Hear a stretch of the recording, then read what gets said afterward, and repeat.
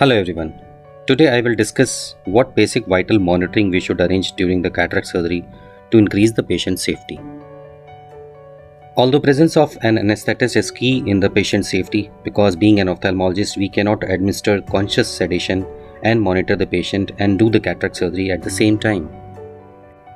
Most of the time we perform cataract surgery under topical anesthesia, so pre-anesthetic checkup is sufficient and there is no need for anesthetist to be present inside the theatre.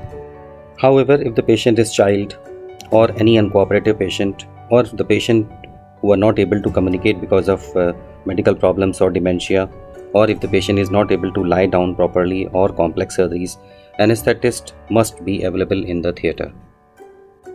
Cataract surgery is typically being performed on an outpatient basis and takes less than 5 to 10 minutes time. Though drowsy while sedated, patients can hear normal conversation and during surgery and can speak if necessary. Ideally, the center should have one anesthetist available in the premises, but it is not necessary to be present in the theatre during cataract surgery. Having said that, as a cataract surgeon, eye surgeon has double responsibilities: performing cataract surgery and monitoring of vitals of the patient during cataract surgery. Ideally, we should learn and arrange gadgets to monitor heart rate, heart rhythm, ECG if possible, oxygen saturation or PO2, blood pressure, pulse volume, etc. during the surgery. Since we cover the nose and mouth to avoid the air contamination in the operating area, patient should be ventilated and oxygen flow must be there near nose and mouth, although there is no need for intubation.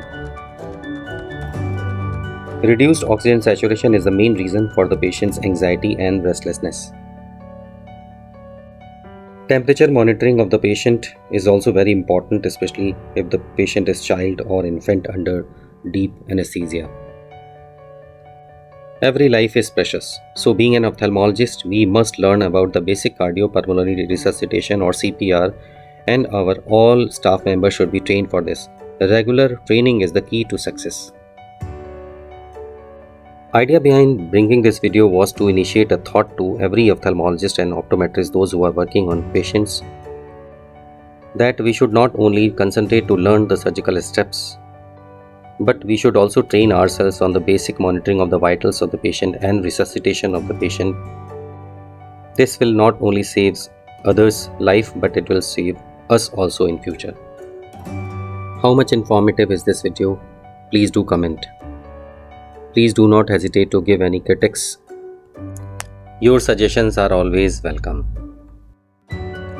With this video, Sudhir Eye Coach has 100 videos in its account.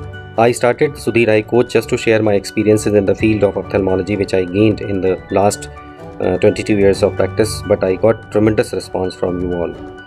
And I must convey thanks to my viewers. Thanks for watching.